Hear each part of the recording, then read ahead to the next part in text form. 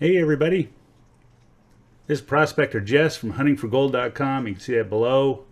I'm here to present tonight, where is gold in Tennessee?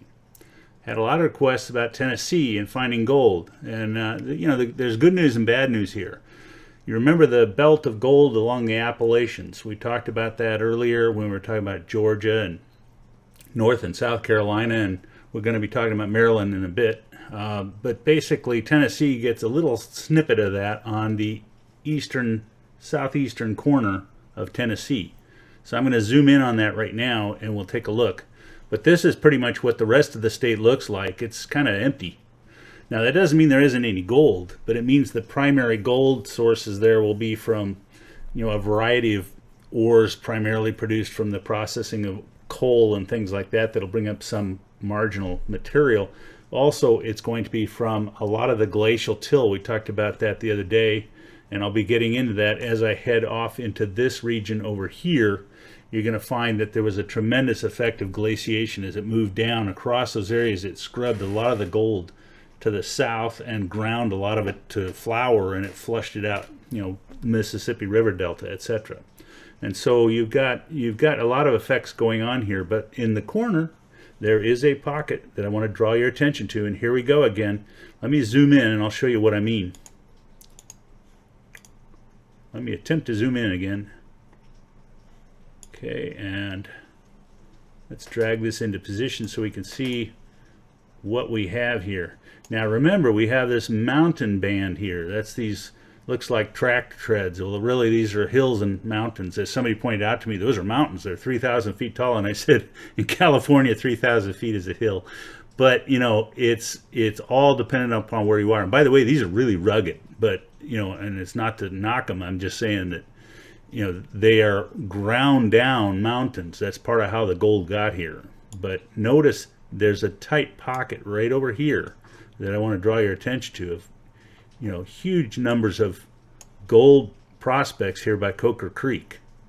And so you're going to find a lot of these are old ones. That's a downturn, so it's a closed mine, but you can see the primary commodity here was gold.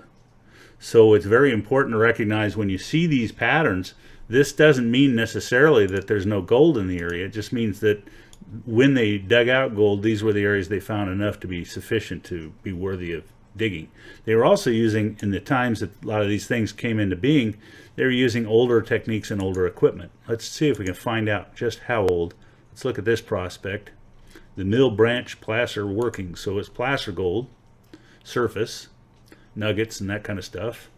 And the records here show that what we have is hydraulic placer mining, Tennessee, past producer, irregular producer, so off and on depending upon the price of gold is usually what that means.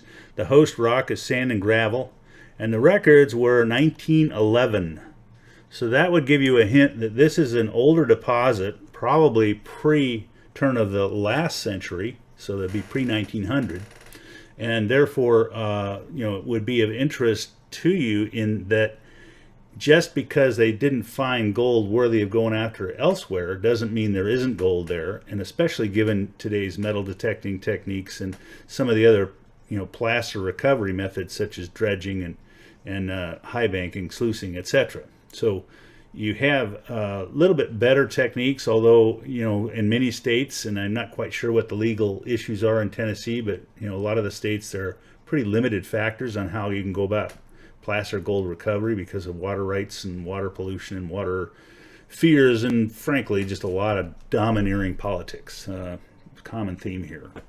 So what you've got here is an older find that could be worth going after. More likely it's going to give an idea that every time you see these long wrinkles in the Appalachian Mountains, there could be associated effects north or south of that, as we've seen all along. Just because I don't show gold prospects over here doesn't mean they aren't there. They are, and I would turn them on, except I'd probably flip the wrong switch. It gets kind of gnarly when you get a lot of collections of data and then you start flipping switches live. It's better to do that cold offline, because it can mess up the plots and create havoc. So I don't want to do that for you tonight. But this is kind of what we're looking at. You can see Cleveland, Ohio over here. Cleveland, Ohio? Is that right? No, Cleveland, Tennessee. Athens, Tennessee. Different Cleveland, okay? So Cleveland, Tennessee here, you know, there doesn't appear to be any gold records of that area, even though it is smack dab in the middle of this you know, ripply part of the Appalachians. So it's kind of interesting to see how that goes. There are a lot of twisty, turny passages here, so that would tend to indicate that this is rather flat. Whenever you see these snaking curves like this, that means the gradients are very, very low, and the water course has managed to change course gradually over time and kind of level things out. That can be really good for placer gold, but in this particular case it doesn't appear to be, partly because it probably doesn't drain from anywhere where there was low gold. Down in here you see where it starts getting more rugged. Now we're starting to see some placer stuff over here, and if we zoom in we'll probably see some diggings. If we look closely, let's zoom in on one of these things and see if we can spot a mine or some kind of engineering work. It's a little hard to tell here. It's under a lot of trees. That's one thing about this area, is it's quite rugged, not just in the sense that it's rugged with slopes and things like that. It's also just rugged because it's just tremendous volumes of vegetation, and that tends to obscure things from the distance. Here's one that's not so obscure. Let's see if we can zoom in and see it. Not really. It's in somebody's yard. I wouldn't want to bother them. It's definitely a case where you're going to run into conflict, and I wouldn't try it if I were you. So hot water branch placer workings, gold and gold, past producer. So that one's probably old, like turn of the century before last, but it is interesting that there are a number of these in this area around Coker Creek. And I vaguely recall there are a couple of I don't know, GPAA, but there's a couple of organizations that have clubs in this area and do prospecting on the weekends out in this region. So might be worthwhile connecting up with some of those guys and find out what's going on. But that's it for Tennessee tonight. It's kind of limited, but it is very concentrated. Here's a real weird oddity. You see this one right here? It's right on the border, Millsap Adit. Now an adit is kind of an interesting type of mine. Basically, instead of going vertically down in through a mine shaft, they're going horizontally through a mine shaft, typically underneath an overlying bed that has gold embedded in the roof. And so they shoot an adit underneath this hardened material, oftentimes caliche-like material or calcareous stuff, or it could be basalt, that we talked about capstones last night. And so when they go underneath this area they're mining typically was an old riverbed that's now covered and sealed off, and so they run an adit because they can, and that adit allows them access quickly into the material rather than drilling lots of holes and trying to go in and shoot off from that. They just go in from the side and move in. So it's now one of the things about adits is they can be kind of tricky to enter, because if they're not really stable they can cave in very easily. So be careful around any mines or mine shafts or adits, because they really need to be looked at by somebody who knows what they're doing, somebody who has some mining engineering in their background. Here's the one I want to call your attention to. This is not, I repeat, not, as far as I know, Tennessee. And yet this mine belongs to the Tennessee collection. Go figure. I don't know why. It's got lead, sulfur, iron, copper. We were talking about all those sulfides last night. Silver, gold, zinc, nickel, cobalt. So there's quite a mixture here. Massive sulfide deposit. Beshear 208, I don't know what that means. Sedimentary exhalative zinc lead.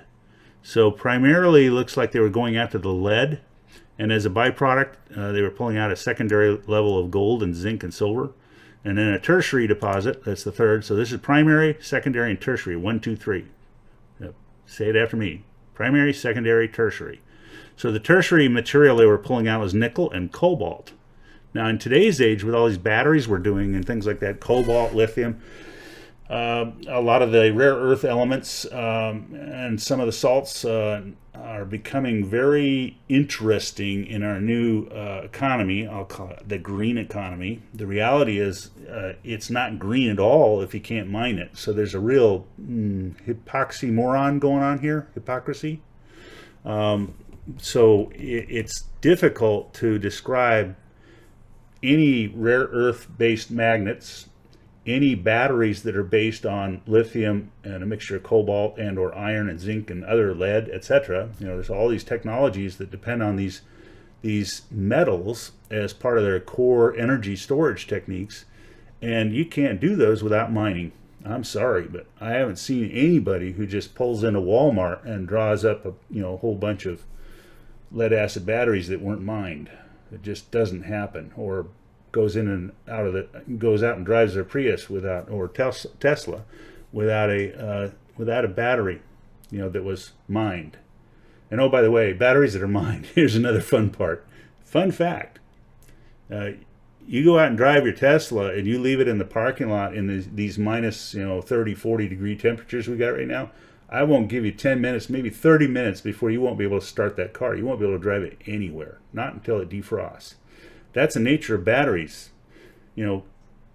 Engines that run off of fossil fuels have the ability to be cranked at low temperatures. Batteries do not. Batteries lose their energy response rates as a function of temperature. Very sensitive to it, and basically, a lot of people have been stranded in these cold weathers. And I'm not to say, I told you so, but it's something that everybody needs to be aware of. These things are not ready for what people think they are to replace gasoline or diesel engines. It's just not there. So that's another little fun fact from Prospector Jess.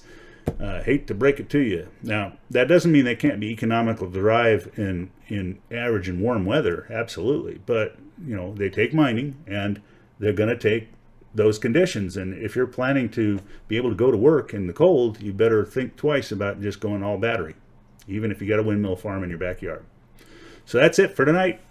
Tennessee, Prospector Jess, over and out. I just thought I'd bring up some of those little fun facts. But as you can see, there isn't much other than this corner here, and it's part of that same thing going by Atlanta and on up through Virginia. We talked about that. We'll be going into Maryland next. And catch you next time. Prospector Jess, over and out for tonight. Good prospecting. Oh, and also, I wanted to mention the GDU is still available, so check it out at sourdoughminer.com/GDU. Still got that going. And it's great. People are responding, so get to it before it's too late.